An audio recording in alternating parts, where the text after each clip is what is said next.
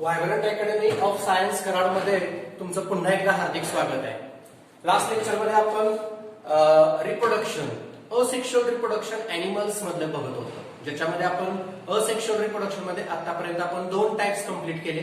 पहिला type gemmule formation, दुसरा type जो आहे तो बडिंग फॉर्मेशन आणि तिसरा जो टाइप आहे तो रिजनरेशन. ठीक आहे. रिजनरेशन म्हटलं की ऍक्च्युअली रिजनरेशन हा असेक्शुअल रिप्रोडक्शन मध्ये किंवा रिप्रोडक्शनचा पार्टच नाही. ठीक आहे.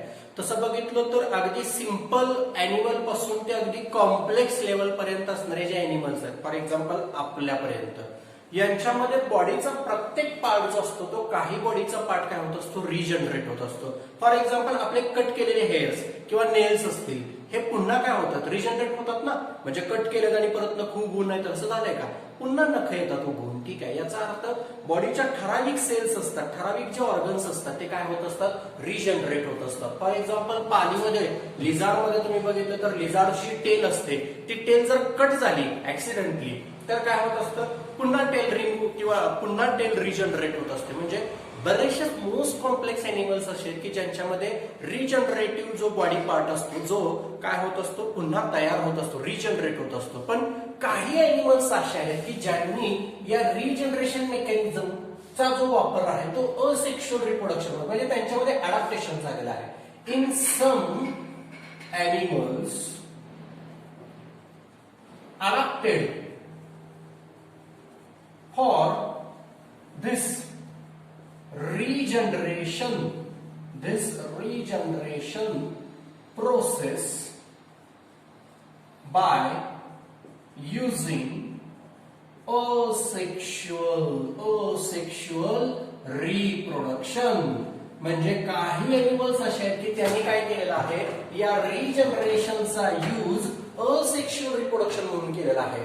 मोस्ट कॉम्प्लेक्स एनिमल मी आत्ताच तुम्हाला शब्द वापरलाय की ज्यांच्या वापर रिजनरेशनचा कशासाठी करतात, ते बॉडीचा एखादा पार्ट कट झाला तर तो काय व्हावा, पुन्हा रिजनरेट व्हावा.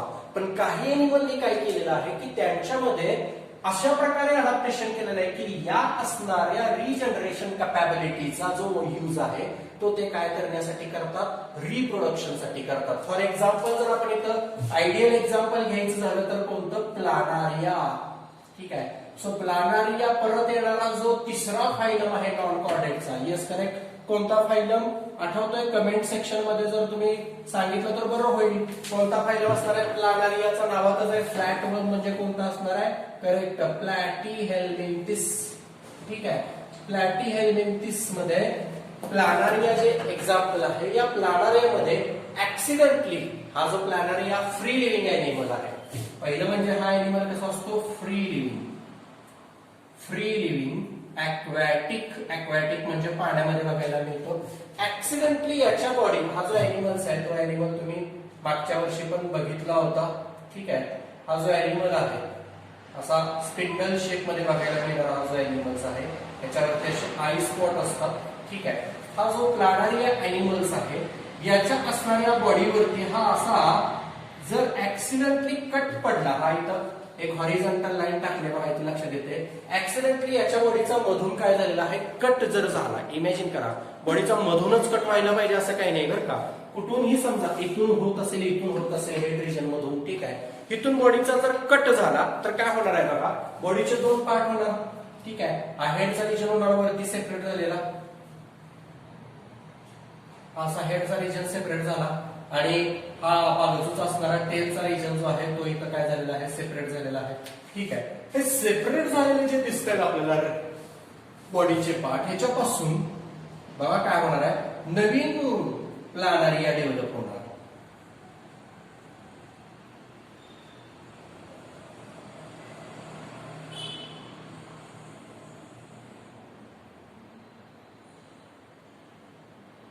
नवीन काय बघायला मिळणार आपल्याला, प्लानारिया.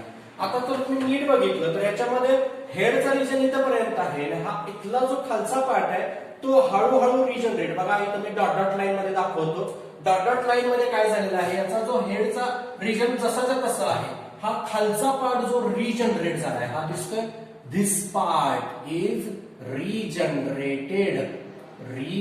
जनरेटेड पार्ट, ठीक आहे. आणि हा पॅरेंट पार्ट म्हणायला काय हरकत नाही, किंवा ओरिजिनल पार्ट आहे, त्याचा वरचा जो कट झालेला आहे. आणि हा रिजनरेटेड पार्ट आहे.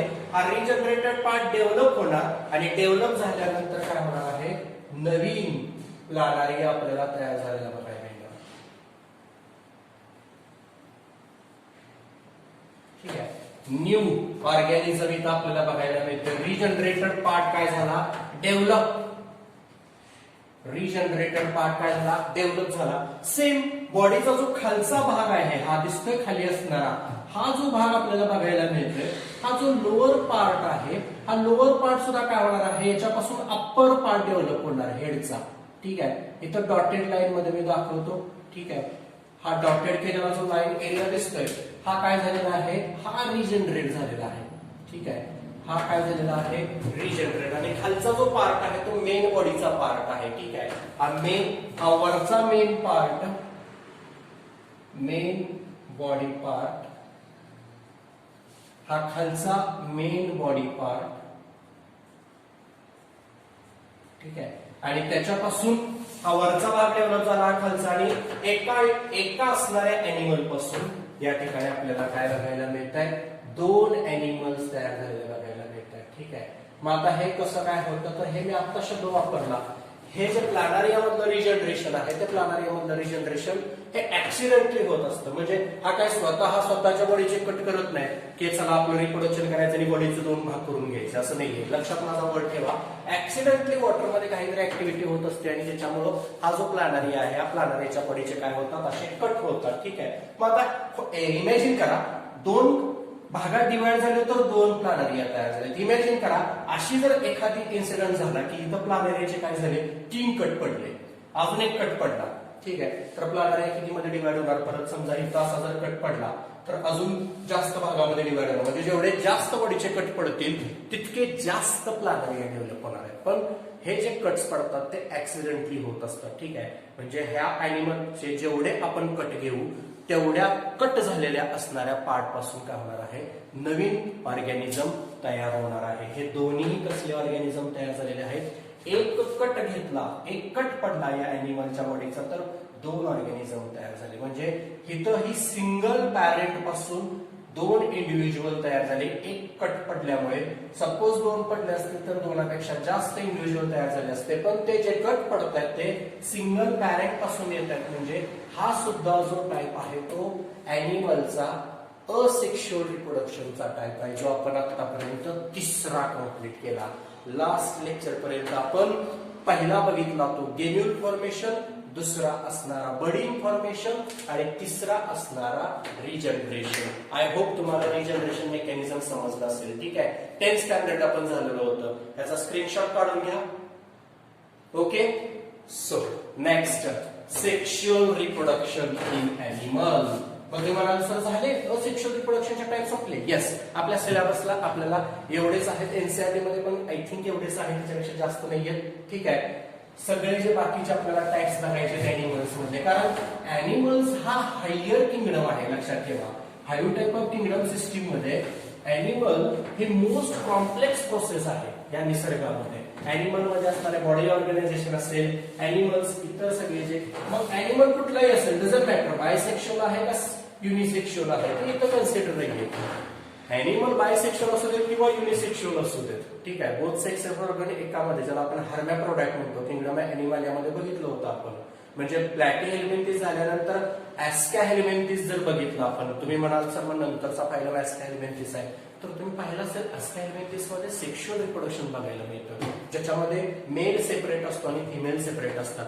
मेल शॉर्टर असतो. किंगडम एनिमल या टॉपिक रिवाइज करा थोडासा. ठीक आहे. आठवत असेल तुम्हाला, मेल शॉर्टर असतो, फिमेल लॉंगर असते. ठीक आहे. आठवत असेल ऍस्कॅरिस. ठीक आहे. आणि हा मेल आपल्याला या ठिकाणी छोटा बघायला मिळतो. ठीक आहे. ही फिमेल मेल सेक्शुअल डायमॉर्फिझम बघायला मिळतं. ठीक आहे. आणि यांच्यामधलं जे रिप्रोडक्शन आहे ते सेक्शुअल रिप्रोडक्शन आहे. त्याच्यानंतर पुढचा फायलम आपण जर बघितला ऍस्कॅहेल्मिंथिस झाल्यानंतर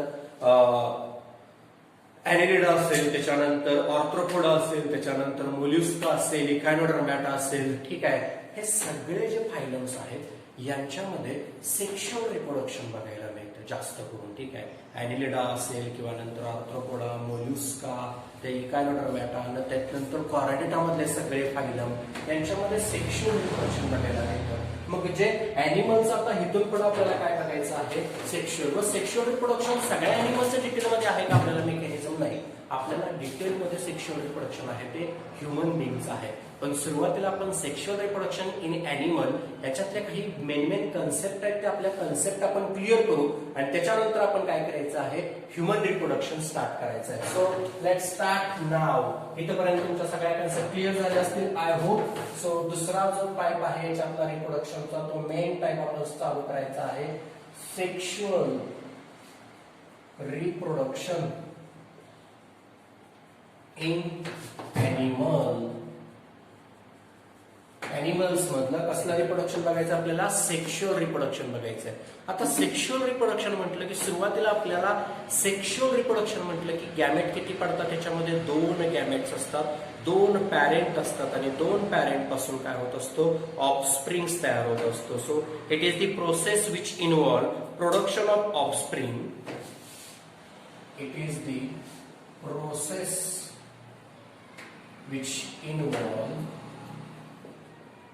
which involve production of offspring. Offspring म्हणजे नवीन ऑर्गॅनिझम, न्यू ऑर्गॅनिझम. ऑफस्प्रिंग, ठीक आहे. न्यू ऑर्गॅनिझम ब्रॅकेट मध्ये न्यू ऑर्गॅनिझम, ठीक आहे. नवीन ऑर्गॅनिझमला आपण काय म्हणतो ऑफस्प्रिंग म्हणतो, ठीक आहे. हा ऑफस्प्रिंग जो आहे तो ऑफस्प्रिंग या ठिकाणी तयार होतो बाय द फॉर्मेशन ऑफ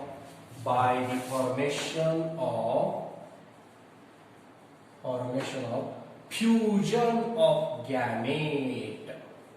गॅमेटचं काय होतं फ्युजन होतं. फ्युजन म्हणजे काय बाळांनो माहिती तुम्हाला लास्ट चॅप्टर मध्ये आपण पाहिलं होतं फर्टिलायझेशन. मेल आणि फिमेल गॅमेटचं फर्टिलायझेशन होतं आणि काय तयार होतात फ्युजन. कशाचं फ्युजन होतं गॅमेट्सचं फ्युजन होतं, ठीक आहे. यालाच म्हटलं जातं दिस इज कॉल्ड ॲज एम्फिमिक्सिस. आता एम्फिबिया शब्द लक्षात येत असेल तुमच्या. एम्फी म्हणजे both male and female. Both male and female ह्यांच्या गॅमेटचं मिक्सिंग होतं. हे मेल आणि फिमेल गॅमेट काय होतात फर्टिलाइज होतात. यालाच काय म्हटलं जातं एम्फिमिक्सिस, जे सेक्शुअल रिप्रोडक्शन मध्ये बघायला मिळतं.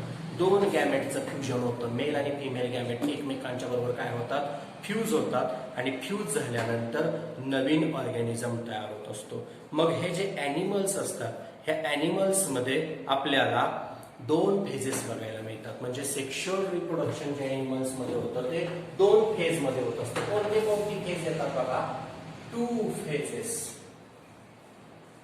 सेक्शुअल रिप्रोडक्शनच्या किती फेजेस असतात 2. पहिली फेज असते ज्युएनाइल फेज, ठीक आहे. आणि दुसरी फेज असते रिप्रोडक्टिव्ह फेज. आता ज्युएनाइल म्हटलं की याला आपण लार्वल पण म्हणू शकतो किंवा टॅडपोल म्हणू शकतो, यंग वन्स म्हणू शकतो, ठीक आहे. प्रत्येक ॲनिमल मध्ये पहिली जी त्याची स्टेज असते, फॉर एक्झाम्पल आता एग असेल, एग पासून लार्वीज तयार होतात नाही का. एग हॅच होतात आणि त्याच्यातून लार्वीज बाहेर पडतात. लार्वीचा मग अडल्ट तयार होत असतो.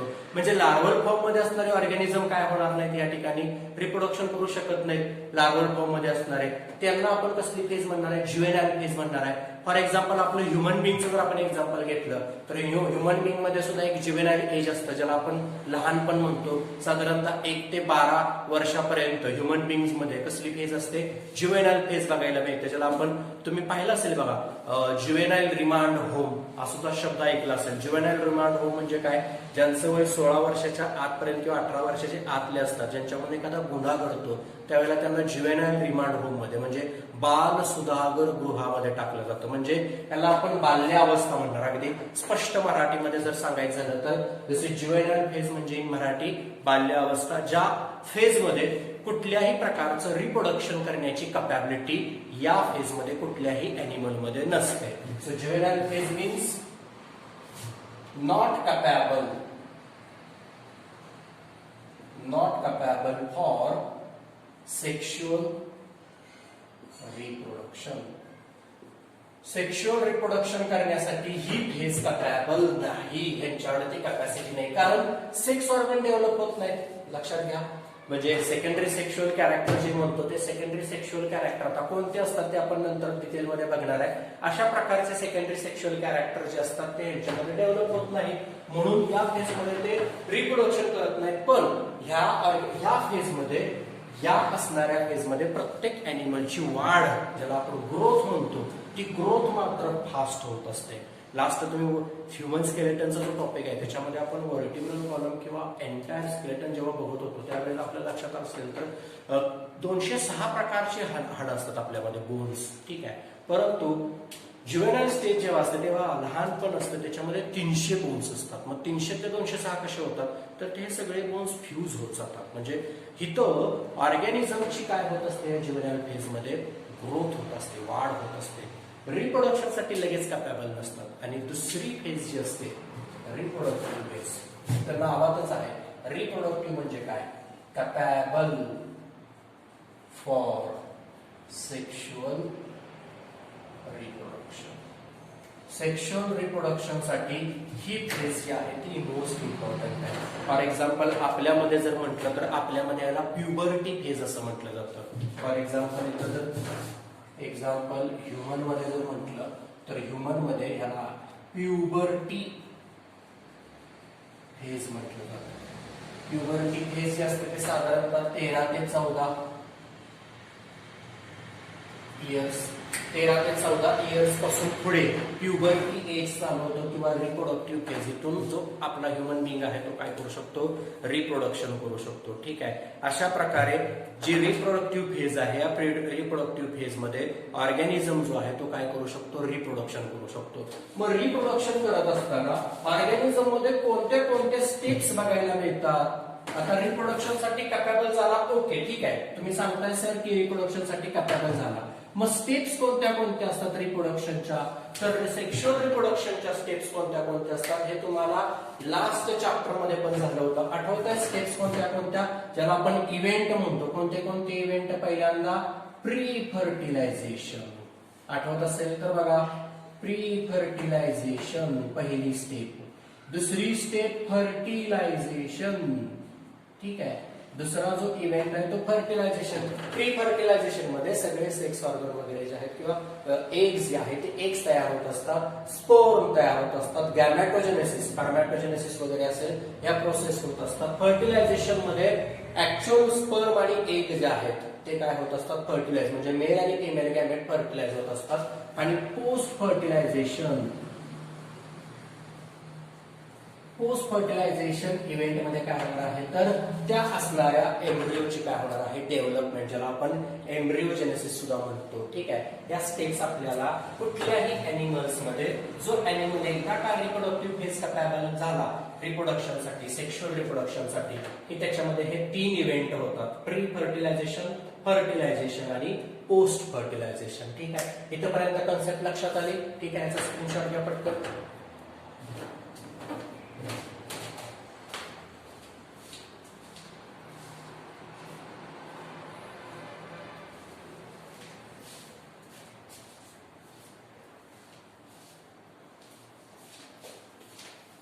ओके, ठीक आहे. त्याच्यानंतर नेक्स्ट हे 3 इव्हेंट आपल्याला समजल्यानंतर नेक्स्ट आपल्याला बघायचंय काय, तर काही ऑर्गॅनिझम रिप्रोडक्शन करतात ते सीझनली करतात आणि काही ऑर्गॅनिझम रिप्रोडक्शन करतात ते कंटिन्युअसली करतात. मग आता हे सीझनली आणि कंटिन्युअसलीचं काय भानगड आहे ती समजली पाहिजे. ठीक आहे. बघा लक्षात घ्या, प्लांट्स आणि अॅनिमल्स मधलं जे रिप्रोडक्शन, सेक्शुअल रिप्रोडक्शन आहे हे खूप कॉम्प्लेक्स आहे. जेवढ्या सिंपल वेनं आपण सेक्शुअल रिप्रोडक्शन प्लांट मध्ये बघितलं त्याच्यापेक्षा कितीतरी पटीनं कॉम्प्लेक्स व्ह्यू मध्ये आपल्याला रिप्रोडक्शन ह्युमन बिंगचं बघायचं किंवा अॅनिमल्स बघायचं. ठीक आहे. मग आता 1 बाय 1 आपल्याला या ठिकाणी पहिली जी रिप्रोडक्शन फेज आपण जे म्हटलं, रिप्रोडक्टिव्ह फेज मध्ये आपल्याला प्री फर्टिलायझेशन, फर्टिलायझेशन आणि पोस्ट फर्टिलायझेशन हे 3 इव्हेंट होत असतात, ठीक आहे. परंतु रिप्रोडक्शन करत असताना ह्यांचे ब्रीडिंग पॅटर्न नसतात कुठल्याही एनिमलचे. कसले पॅटर्न असतात एनिमलचे? नेक्स्ट पॉइंट कोणता आला? Breeding pattern. ब्रीडिंग म्हणजे काय? रिप्रोडक्शन करायचं, पण रिप्रोडक्शन मध्ये पण पॅटर्न ठरलाय. कसला पॅटर्न ठरलाय? तर 2 प्रकारचे पॅटर्न बघायला मिळतात. एक सीझनल ब्रीडर. काही एनिमल असतात ते सीझनल ब्रीडर्स असतात. म्हणजे फॉर एक्झाम्पल काऊ, गोट, शीप, ठीक आहे. हे जे एनिमल्स आहेत, ह्या एनिमल्स मध्ये आपल्याला काय बघायला मिळतं? तर सीझनल ब्रीडिंग बघायला मिळतं. ज्यांच्या घरी जनावर वगैरे असेल त्यांना माहित असेल बघा, अशा प्रकारचे एनिमल्स असतात ह्यांना हे हीट पिरियड वरती येतात. खास करून काऊ असेल किंवा घरामध्ये गाई म्हशी वगैरे असतील तर त्या हीट पिरियड वरती, त्याला हीट पिरियड म्हटलं जातं. हीट पिरियड मध्ये आल्यानंतर मग मेल आणि फिमेलचं मेटिंग केलं जातं. म्हणजे हे जे एनिमल्स असतात ते सीझनल. फॉर एक्झाम्पल बर्ड्स, पक्षी सुद्धा सीझनल ब्रीडिंग. म्हणजे बरेचसे पक्षी काय करत असतात? सीझनल ब्रीडिंग करत असतात. त्याच्यामध्ये बर्ड्स सुद्धा येतील. मोस्ट बर्ड्स, बरेचसेच पक्षी जे असतात काय करत असतात? सीझनल. मी किंगडम ॲनिमल शिकवत असताना म्हटलं होतं बरेचसे पक्षी मायग्रेशन करतात. खास करून ब्रीडिंग पर्पजेससाठी काय करत असतात? स्थलांतरित होत असतात. इथं मायनीजवळ फ्लेमिंगो नावाचे पक्षी येतात, ब्रीडिंगसाठी येतात. ते सिरियावरून येतात, लाखो किलोमीटरचा प्रवास करून ते इकडे मायनीला कशासाठी येतात? ब्रीडिंग करण्यासाठी. त्या पर्टिक्युलर सीझन मध्येच येत असतात. कारण ह्यांचं जे रिप्रोडक्शन होत असतं, यांचं जे फर्टिलायझेशन होत असतं किंवा मेल फिमेलचे जे मेटिंगचा पिरियड आहे, हा पिरियड ठरलेला आहे. सीझनल ब्रीडिंग मध्ये male and female mating period is fixed असतो. Particular season, at particular season male आणि फिमेल पर्टिक्युलर सीझन मध्येच काय होत असतात? यांचं मेटिंग होत असतं, ठीक आहे. आणि मेटिंग झाल्यानंतर मग फर्टिलायझेशन होणार आहे, ठीक आहे. मेटिंग होणार आहे किंवा पॉप्युलेशन होणार आहे, ज्याला पॉप्युलेशन सुद्धा म्हटलं जातं. हा शब्द लक्षात ठेवा. परत हे कंटिन्यू पॉप्युलेशन हा शब्द वापरणार आहे. मेल फिमेलचं मेटिंग दॅट इज कॉप्युलेशन. हे कॉप्युलेशन जे आहे ते पर्टिक्युलर सीझन मध्ये होत असतं, दॅट इज सीझनल ब्रीडिंग. आणि काही ब्रीडर्स असतात ते काय असतात? तर कंटिन्युअस ब्रीडर.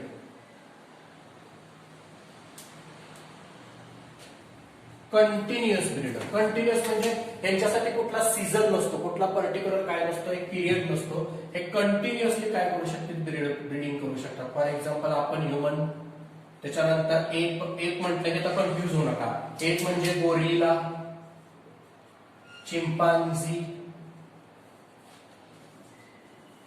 ठीक आहे. यांच्यामध्ये काय बघायला मिळतं आपल्याला?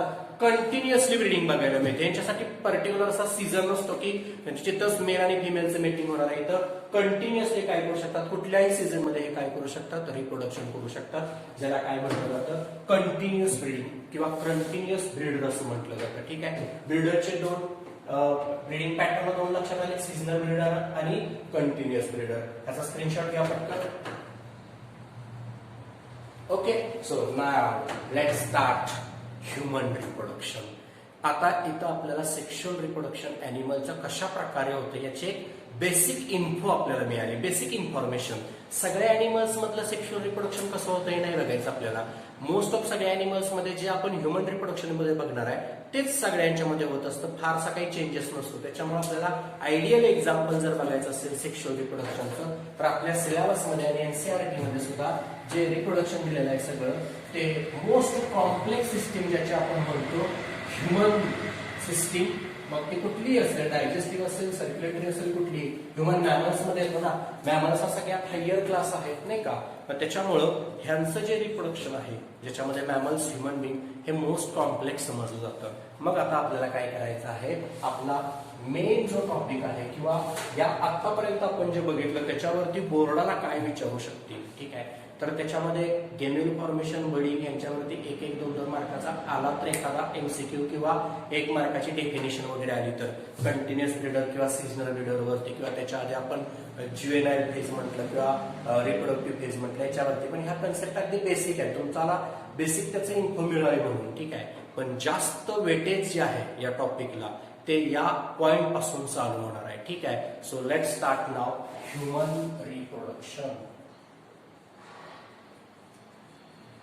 आता ह्युमन रिप्रोडक्शन म्हटलं की ह्युमन मध्ये सेक्शुअल रिप्रोडक्शन जे आहे ज्याच्यामध्ये मेल रिप्रोडक्टिव्ह सिस्टीम वेगळी बघायचे, फिमेल रिप्रोडक्टिव्ह सिस्टीम बघायचे, ठीक आहे. मग ह्युमन बिंग असतो तो सेक्शुअल रिप्रोडक्शन करतो हे तुम्हाला माहितच आहे, ठीक आहे. ज्याच्यामध्ये मेल गॅमेट वेगळे आणि फिमेल गॅमेट वेगळे असतात, ठीक आहे. मग ज्याच्यामध्ये मेल गॅमेट, ठीक आहे, ज्याच्यामध्ये गॅमेटोजेनेसिस होतं, गॅमेटोजेनेसिस, आणि गॅमेटोजेनेसिस झाल्यानंतर स्पर्म तयार होतात. फिमेल गॅमेट म्हटलं की इथं सुद्धा सेम गॅमेटोजेनेसिस होतं आणि काय तयार होतो, एग, ज्याला ओवम असं सुद्धा म्हणतात, ठीक आहे, किंवा ओवा असं सुद्धा म्हटलं जातं. या दोघांचं काय होणार आहे, ऑब्व्हियसली मेल आणि फिमेल गॅमेट एकमेकांच्या सोबत फर्टिलायझेशन होणार आहे.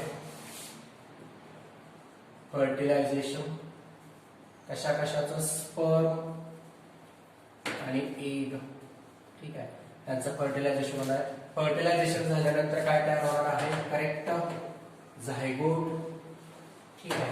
मग आता ह्याचे इव्हेंट कसे असतात, मग असे बघितले तेच, प्री फर्टिलायझेशन इव्हेंट. कोणकोणते इव्हेंट होतात सेक्शुअल रिप्रोडक्शन ह्युमन बिंग मध्ये, पहिला इव्हेंट आहे प्री फर्टिलायझेशन. प्री फर्टिलायझेशन मध्ये काय बघायला मिळतं, गॅमेटोजेनेसिस, गॅमेटोजेनेसिस, कंप्लीट स्पर्म आणि एग तयार होतात.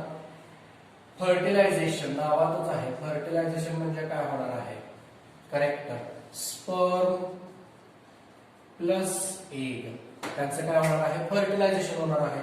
आणि काय तयार होणार आहे, परत एकदा तोच शब्द, झायगोट.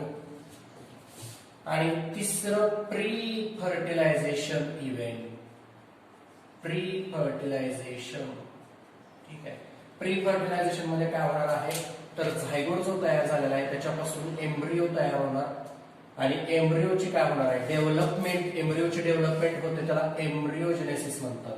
एम्ब्रिओजेनेसिस, एम्ब्रिओजेनेसिसचं मिनिंग लक्षात ठेवा.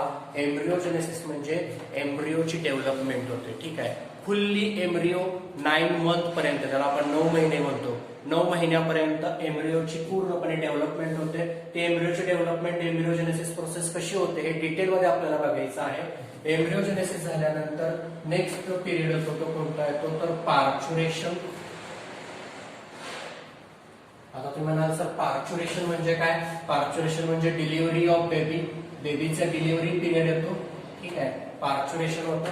पार्च्युरेशन नंतर नेक्स्ट पिरियड येतो तो लॅक्टेशन, ठीक आहे.